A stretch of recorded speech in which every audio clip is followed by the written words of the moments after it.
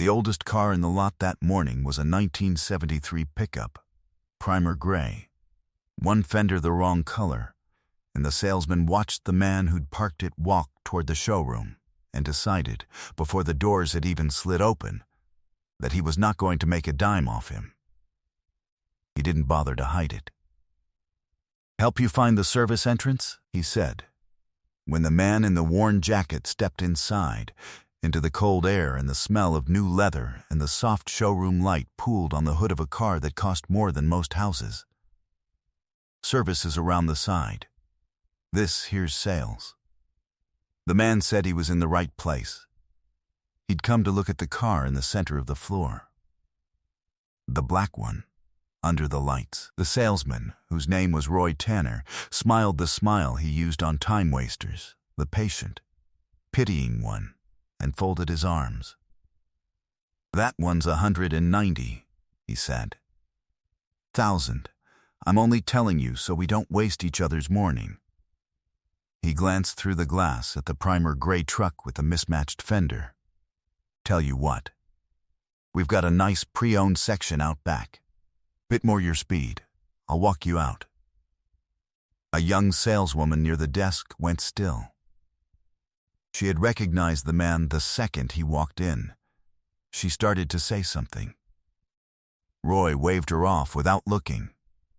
"I've got this, Marisol." What Roy Tanner did not know, what he could not see past a 30-year-old truck and a jacket with a frayed cuff, was that the man standing in front of him had paid cash for harder things than the car under the lights, and that he had not come to be sold anything. He had come to buy it outright, the way he bought most things, quietly, in one transaction. And he had just been told he was in the wrong place. He looked at Roy for a long, even moment. Then he looked at the young woman by the desk, who had gone pale, and gave her the smallest shake of his head. "Don't. It's all right. Don't get yourself in trouble."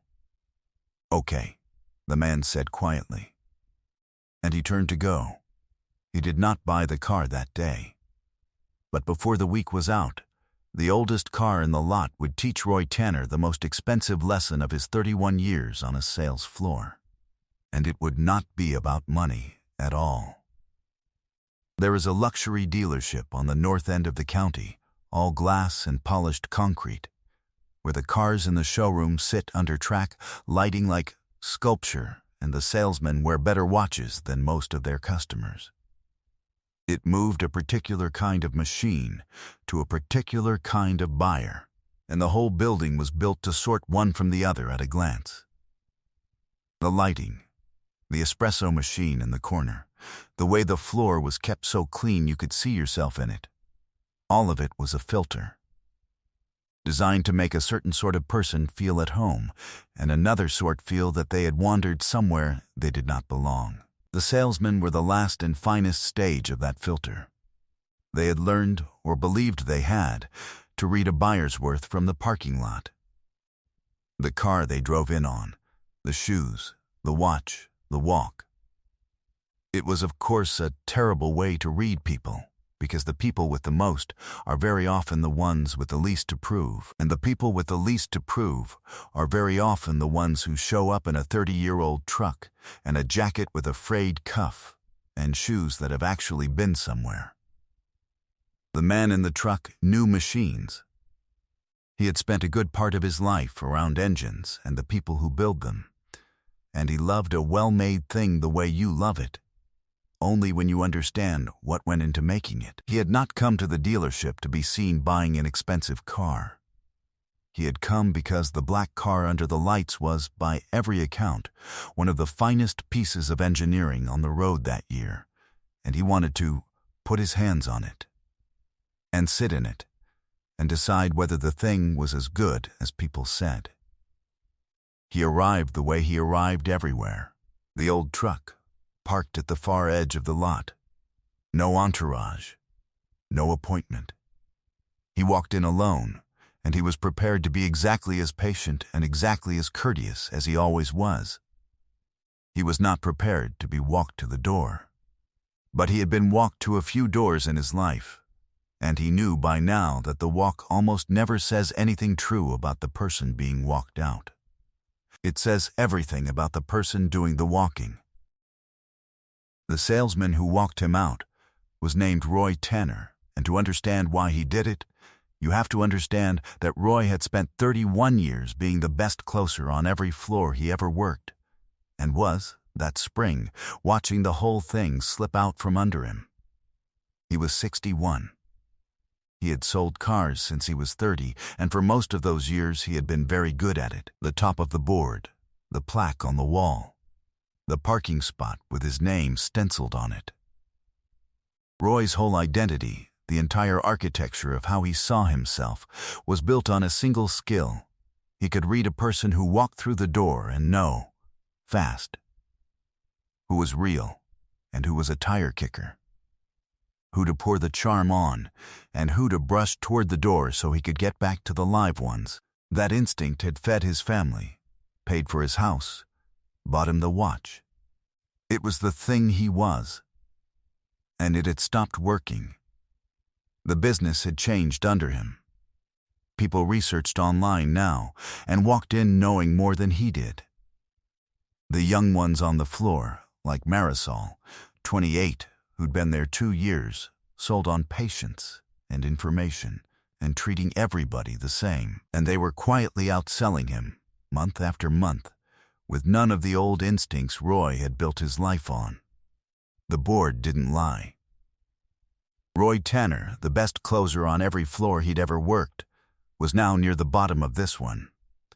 And the management had started using a word around him that landed like a slap every time. Legacy. As in, a legacy guy. As in, the past. So Roy had doubled down on the one thing that had ever made him feel like Roy. The read. The instinct. If he couldn't outwork the kids on information, he could at least still know, faster than any of them, who was worth his time, and prove, to himself most of all, that the old gift still worked. Every tire kicker he brushed toward the door was a small private proof that Roy Tanner still had the eye, that the thing he was hadn't died yet. The trouble with a man clinging that hard to his own instinct is that he stops being able to be wrong about anything. Because if the read is wrong, if a guy in a 30-year-old truck can walk in and turn out to be the biggest sale of the decade, then the gift is gone. And if the gift is gone, then Roy is just an old man in a good watch who used to be somebody. He needed the man in the truck to be a time waster. He needed it the way a drowning man needs the thing he's holding to float. Marisol Reyes had known exactly who the man was, and she had tried, twice, to say so. She was 28, 2 years on the floor, and she had outsold Roy Tanner 4 months running by doing the radical thing of treating every single person who walked in like they might be the one.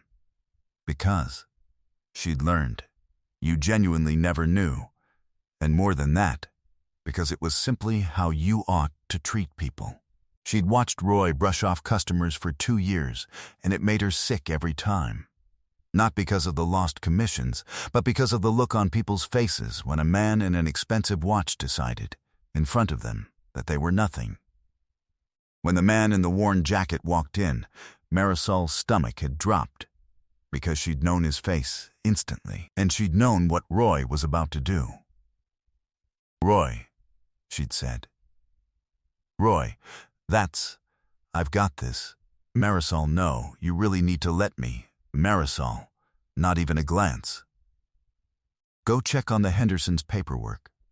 I've got the floor." And she'd had to stand there, 28 years old, 2 years on the job and Roy 31, and watch him walk one of the most beloved men alive toward the service entrance, like he was something the cat dragged in. She'd caught the man's eye, and he'd given her that small shake of the head. "Don't. It's not worth your job." And that, somehow, had been the worst part. That the man being insulted was the one looking out for her. She'd thought about it all night. She would not have to think about it much longer, because the man in the worn jacket was, at that moment, climbing back into the oldest car in the lot, and he was not the type to make a scene. But he was also not the type to let a thing like this simply stand. Not when there was a young woman inside who'd tried to do the right thing and gotten told to go check on paperwork for it. He didn't drive away angry. He sat in the old truck for a minute in the far corner of the lot, and then he did the small, deliberate thing he tended to do instead of making noise. He looked up the number for the dealership's owner. It was not hard to find, and the call was not long. The owner, a man named Del Cooper, who had built the place over 20 years and was, by every account, fiercely proud of it, took the call because the assistant who answered repeated the caller's name twice and then put it straight through. And the man in the truck told him, plainly and without heat, what had just happened on his showroom floor. That he'd come in to buy the car in the center, in cash, that morning. That a salesman had decided from the parking lot that he couldn't afford it and walked him toward the service door. And that a young saleswoman named Marisol had recognized the situation for what it was and tried twice to stop it and been told to go check on someone's paperwork. "I'm not telling you this to get anybody fired," the man said. "I want to be clear about that. I'll buy the car. I still want the car. It's a beautiful piece of work. And none of this is the car's fault." There was the smallest dry humor in it. "I'm telling you, because the kid had it right, and the veteran had it wrong. And in my experience, the kid's about to learn the wrong lesson from how it played out, unless somebody who runs the place steps in. That's all. I just thought the owner should know which one of them read the room correctly." Del Cooper was quiet for a moment. Then he said he was on his way to the floor, and he asked, a little stunned, if the man would do him the honor of coming back inside.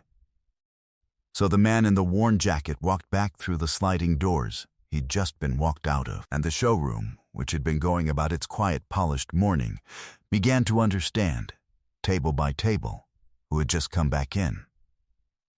Roy Tanner turned around from the espresso machine and saw the time waster he'd brushed off standing in the middle of his floor next to Del Cooper, the owner, who did not look pleased, and saw, too, that half the staff were now looking at the man's face with the particular widening recognition of people realizing all at once exactly who they're looking at. The man did not gloat. He didn't raise his voice. He looked at Roy, and he asked one quiet question, the way you ask a question you actually want answered. "This morning," he said, "when you decided from the parking lot that I belonged at the service entrance." He paused. "Who were you really trying to prove something to?" Because it didn't feel like it was about me. Roy Tanner opened his mouth. Nothing came out. Del found Roy 10 minutes later in the little glass manager's office off the showroom, where the older man had gone and sat down heavily, the morning certainty gone out of him like air out of a tire. But it was not Del who came in and sat across from him. It was the man in the worn jacket.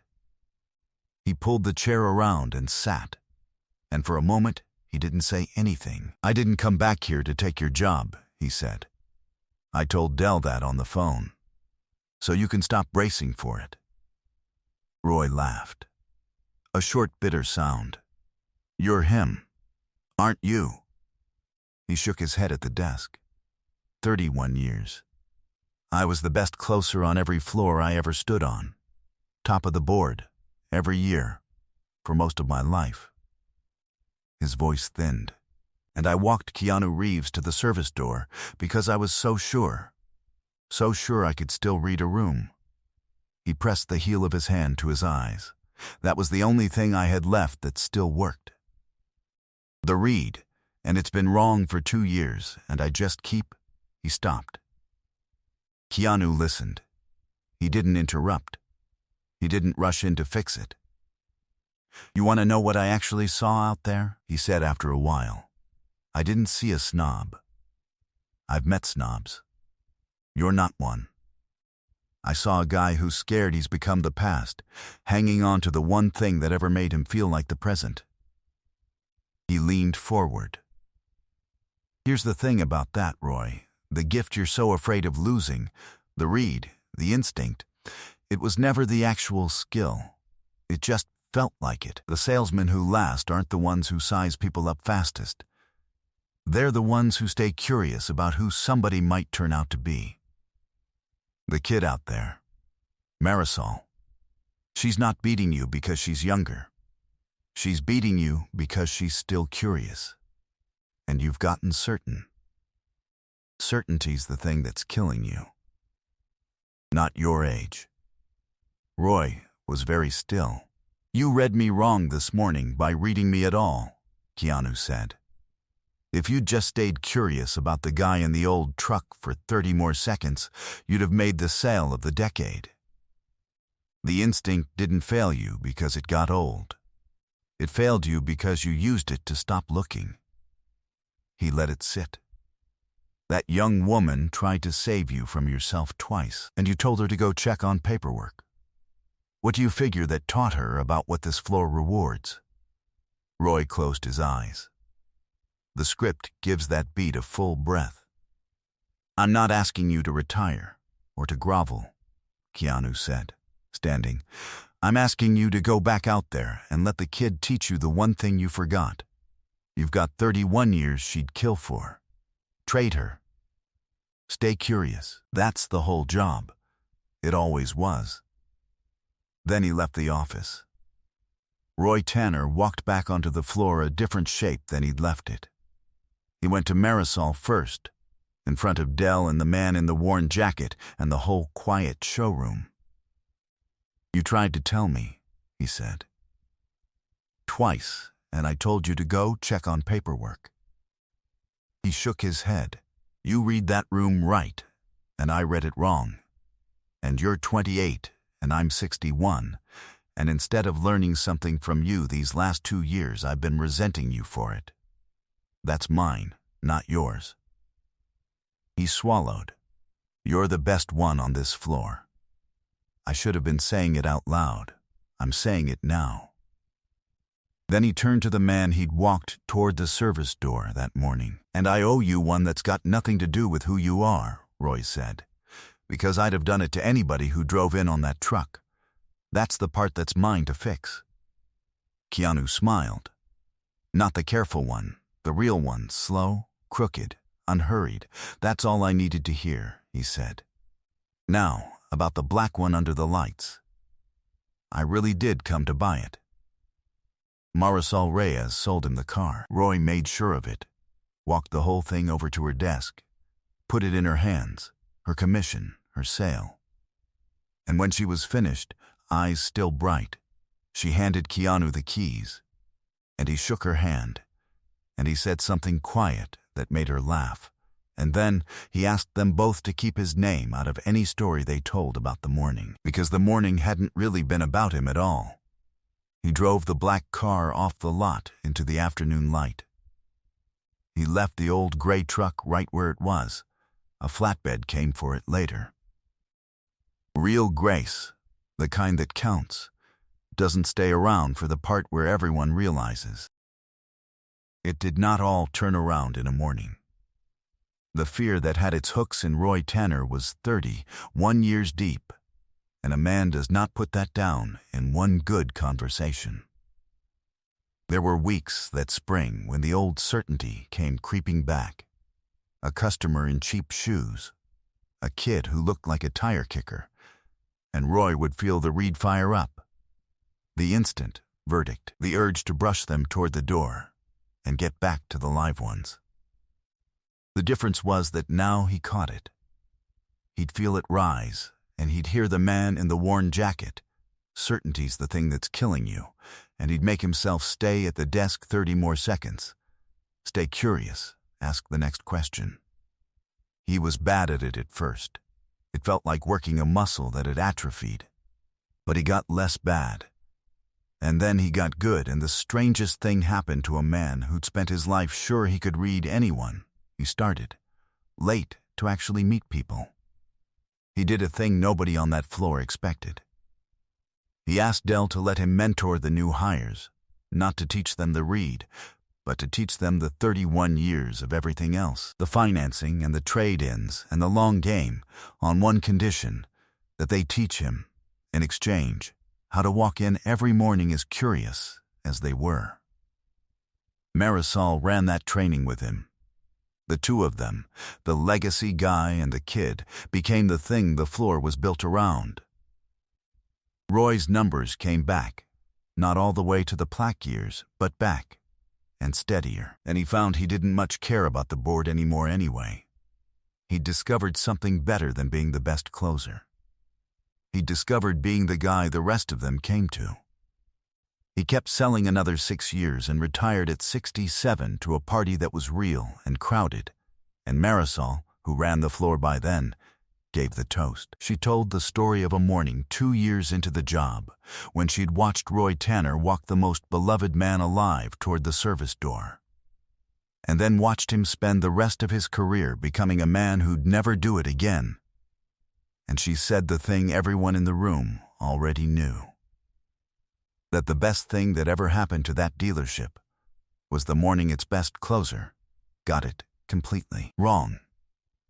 There's a primer gray fender hanging on the wall of the showroom now.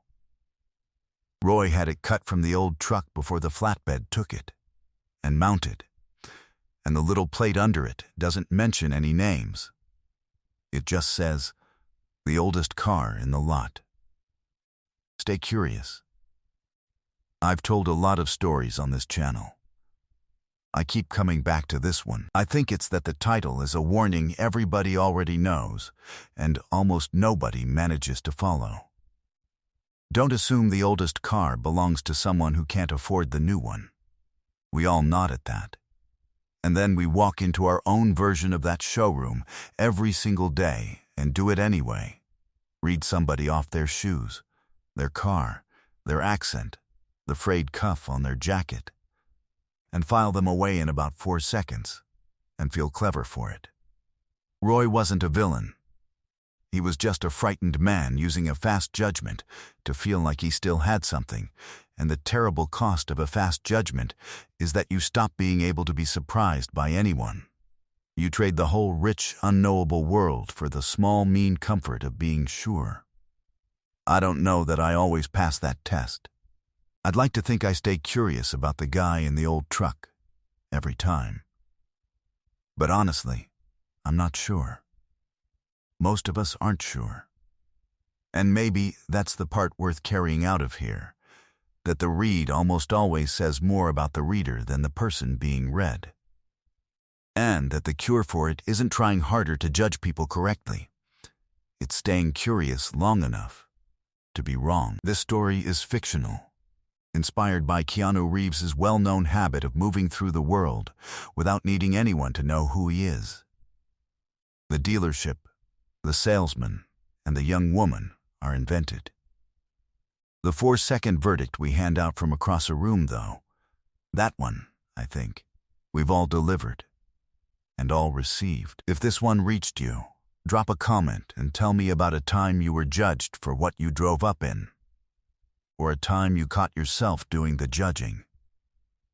Share it with someone who might need the reminder to stay curious 30 more seconds. If you want more stories like this, subscribe, and I'll keep telling them. See you in the next one.